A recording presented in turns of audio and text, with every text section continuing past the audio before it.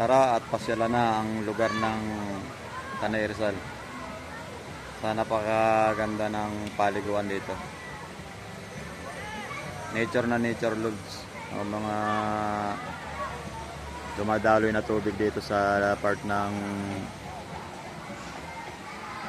Tanay Rizal. Ang daming naliligo dito. At ito'y dinadayo ng iba't ibang lugar. Napakahaba nito hanggang doon sa taas. Mataas to hanggang doon. Ang daming naliligo doon sa banda ron sa taas.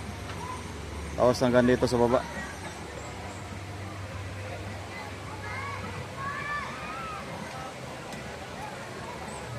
Kaya kung may mga panahon po tayo na mapuntahan ninyo ito, na malapit lang kayo dito sa Metro Manila, ito po ay part ng Tanay Rizal. Danarak Falls. Mura lang naman po ang entrance dito. Tapos ang bata, libre. Ang edad ay 3 years old. Libre na yung bata rito. Tapos yung tubig niya, tuloy-tuloy yung agos. Kaya malinis yung tubig. Hindi siya na-stack up. Kaya napakasarap dito maligo. Ngayon ko lang din to napuntahan mga lods. At meron lang din sa akin nakapagsabi na puntahan ko itong lugar na ito. At napakaganda talaga.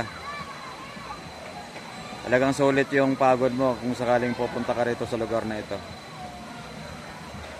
Enjoy. At very relaxing. At naglalakihan po sa paligid mga lods. Tapos meron po ditong mga lamisa-lamisa. At meron ding kubo-kubo. Yung mga halimbawa, grupo-grupo kayo. Bali may bayad po pero maliit lang din. Pero yung tubig, want to sawa na kayo rito sa tubig. Napakalamig ng tubig. Kahit ang init ay matarik, pero pag nandito ka, malamig ang tubig. Kaya bagay sa mainit na panahon mga lods. Ano pang ginagawa natin mga lods? Pag lob-lob na. Napakaganda ng lugar.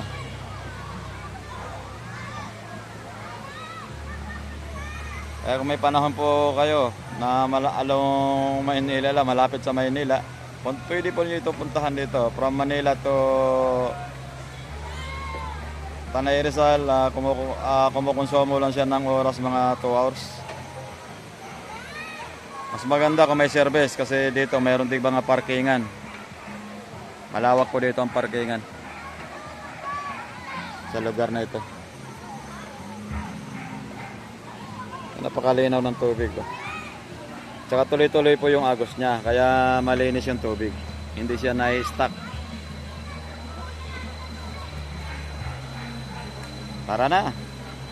Lubluwa na sa masarap at malamig na tubig mga lods. Maraming salamat po sa patuloy po ninyong panonood ng aking mga video at vlog. Naway suportahan po ninyo, tangkilikin ang mga video ni Idol. Maraming salamat po at mabuhay po tayong lahat. God bless po. Bye-bye.